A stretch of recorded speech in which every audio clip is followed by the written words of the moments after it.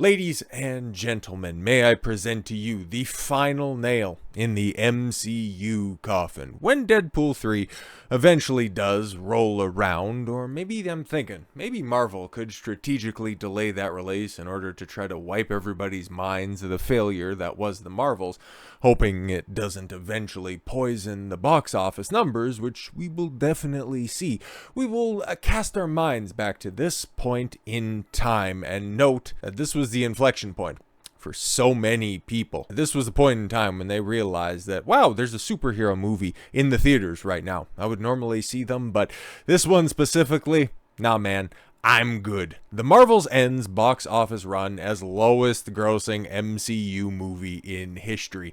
And it's not even close. It is atrocious, man. And we don't have the actuals from the weekend. All we have is just all the estimates. And while they aren't necessarily a one-for-one accurate retelling, all we've seen time and time again over these past few weeks is that they've been off by quite a bit. Fact remains the same. This is far and away.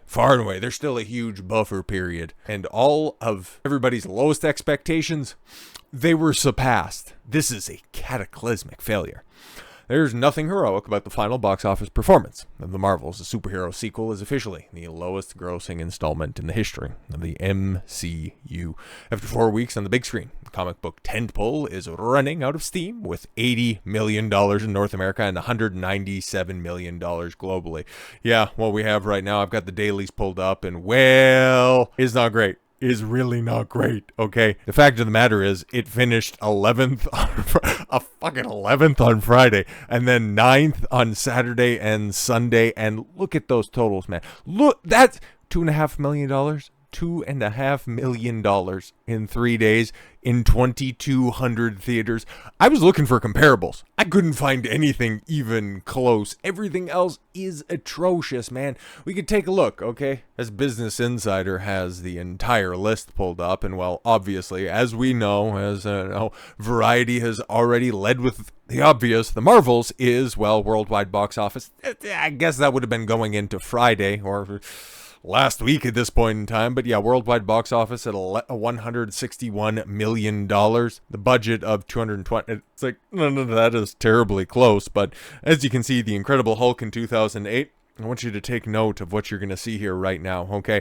Worldwide box office, $264.8 million, not even adjusted for inflation, even with these numbers right here. And you can even go ahead and take a look at what they're doing right now. $197 million worldwide, given the fact that it's going to be, well, kicked out of so many theaters, it's going to have a tough time breaking that $200 million, meaning that everybody's lowest predictions could very well end up being met with about 205. It might break 200 million. It seems more likely than not, given the fact that it's a stone's throw away, but still, in 2008, The Incredible Hulk, a film so bad, they didn't even have Bruce Banner reprise his role. I understand that there was a lot of scuttle behind the scenes, and Edward Norton is notoriously difficult to work with, but still, that was the low watermark. Especially given the heights they were hitting not that long ago. 4 years ago. They were pulling in $2.8 billion. But that's gone. It's gone. It's done. It's dusted. Now they're raking in $750,000 3 weeks from release. Film isn't leaving theaters just yet. And the $220 million plus budgeted tentpole. Does anybody believe that? Because it's well known that this thing is north of $300 million, but they're still trying to run with the whole, no, don't worry, guys. Oh, it's not going to quite meet its production budget of $220 million. That number was running. Okay, that number was accurate before reshoots, before pickups.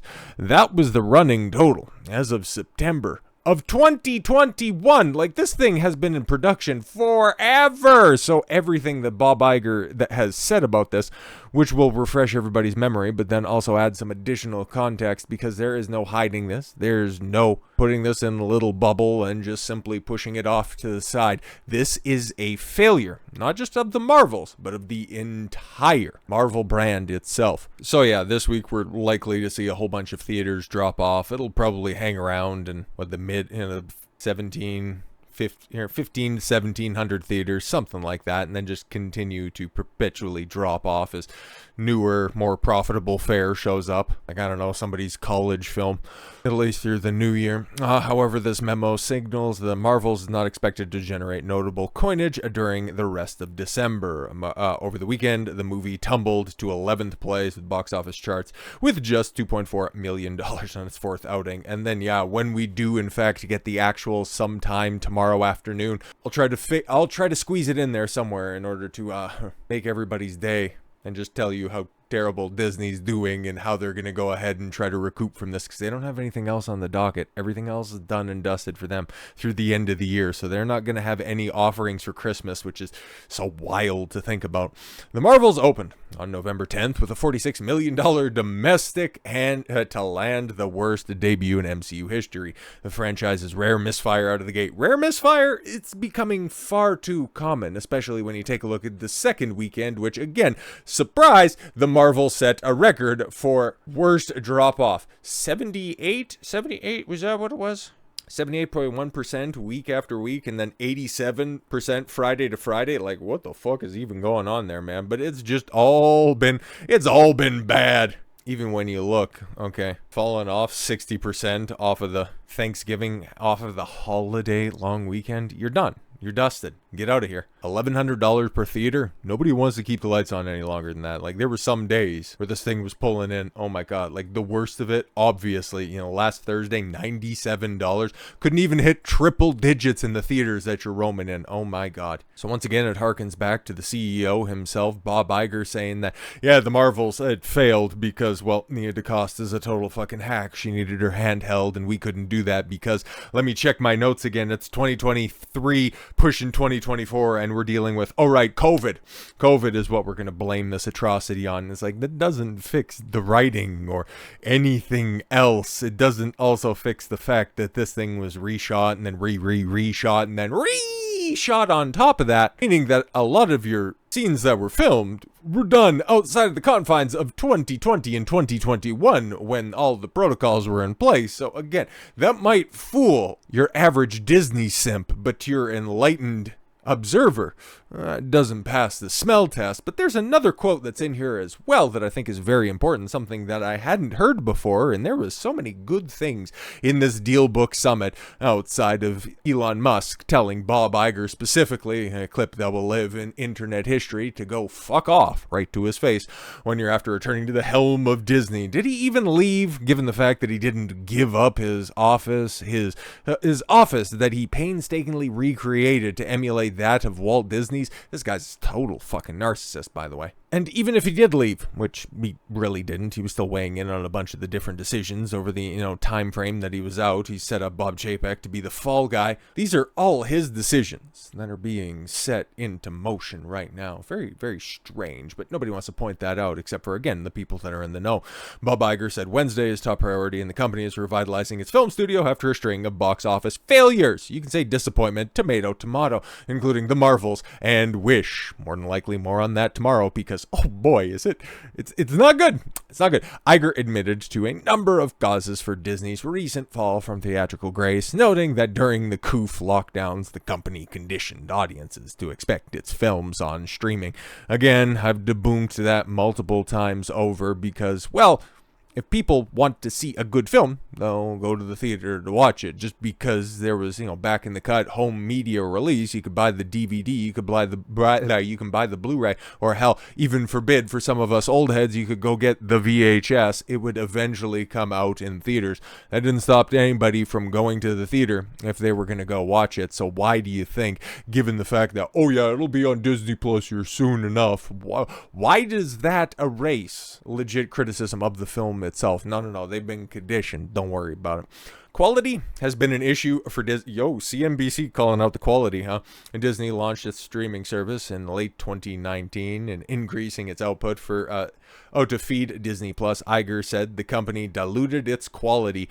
Oh, so now he's admitting it. Oh, okay, cool. Now, if you just want to talk about the people that you hire and the fact that they aren't doing very good, can you just go ahead and point to the hiring practices? Because then we'll be making some inroads, and then there might actually be some good entertainment coming out. But all in due time, I guess, particularly when it comes to the Marvel Cinematic Universe. He said pandemic-related restrictions made it difficult for executives to oversee its increased number of films and television productions.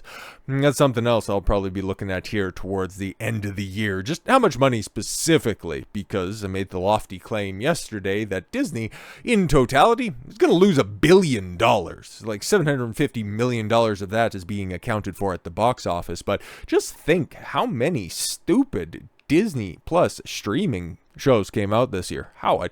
Did you remember that there was a Peter Pan streaming show that came out this year? Was it a show or a movie? There were two abysmal Star Wars series, Mandalorian Season 3 and Ahsoka. Nobody liked that shit. And all of those were super fucking costly. And again, they're hemorrhaging subscribers. So did that turn a profit at all? Absolutely not. When all of the budgets for those TV shows, especially the Star Wars ones, are north of $200 million? Did it pull in $200 million? And then you got marketing on top of that. Did it pull in that many subscribers? Given the fact that that streaming service is also losing $1 billion a quarter? Yeah, I don't think so. But Bob Iger saying that it diluted its quality just to simply fill space on a streaming service is both an indictment of the Marvel Cinematic Universe and of the streaming service itself. If you're going to go ahead and admit that, why would anybody show up for your platform that is already having to change the way that it conducts business? Because, yeah, he says, oh, why go to the theater when you can pay $7 a month for the ad-based tier? The streaming bubble has burst. All of these disparate streaming services that are out there, every major network that has one, every single big Hollywood studio also has one. There comes a point in time where they're all going to have to consolidate, and we're probably going to end up back with 3 or 4 big ones, and most of the movie studios, most of the major networks are just going to license out their fare. So basically just returning back to a time when there was Netflix and Hulu and maybe 1 or 2 other ones, which is probably the way the things ought to be. But looking at other cope that's out here, okay, Iger, I'm not sure another studio will ever achieve the same numbers that we achieved. Okay, this is like that guy who just hangs around the local pub, constantly throwing him back, talking about the time that he caught 2 interceptions during the high school championship game. It's gone. It doesn't matter if it's recent history or ancient history. It's not happening right now. Yeah, you guys were successful. Yeah, you guys with the Marvel Cinematic Universe turned a profit of about $29-30 billion. It was a great time. Heavy emphasis on the word was. That's not happening right now. You guys are losing massive amounts of money. I mean, we got to the point where if a film didn't do $1 billion in the global box office, we were disappointed. That's another big tell right there, because they had lofty aspirations. You can just tell by the budgets. $300 million for the Marvels, $300 million for Multiverse of Madness, for Guardians of the Galaxy Volume 3, and again $300 million for everything else that's also in production, which is probably not going to hit the low basement that the Marvels did, but still, it's not going to hit $1 billion. You budgeted for that, you anticipated that, and then you ended up becoming victims of your own hubris. Yeah, that's an unbelievably high standard, and I think we have to get more realistic. Iger also reiterated his comments he's made before about the need for Disney to be more selective about which Marvel superheroes get sequel films and when to bring in fresh stories. I don't want to apologize for making sequels, Iger said, broadly talking about all of Disney's properties. Some of them have done extraordinarily well. Recently? Any of them? No? Okay. And they've been good films, too. Sure, take your word for it. Otherwise, we'll just get hung up on that. I think you there. Okay, has to be a reason to make them. You have to have a good story, and you have to have a story that doesn't hold up to, is not as strong as the original story. That can be a problem. No, if you continue to just simply cast hacks for diversity points. Oh, look here, we have our first black female director. Well, what has she done beforehand? It doesn't matter. We have our first black female director. All you wanted to do is just check your little diversity points. And now, those chickens have come home to roost. And what do you have to show for it? A massive fucking red ledger. Congratulations on your 100th year in business. If you continue on this path, you're not even going to make it to your 105th year in business. So with all that said, thank you all very much for the gift of your time. I've been Don Consuelo. I want you to follow your gut and get after it. Take care, everyone.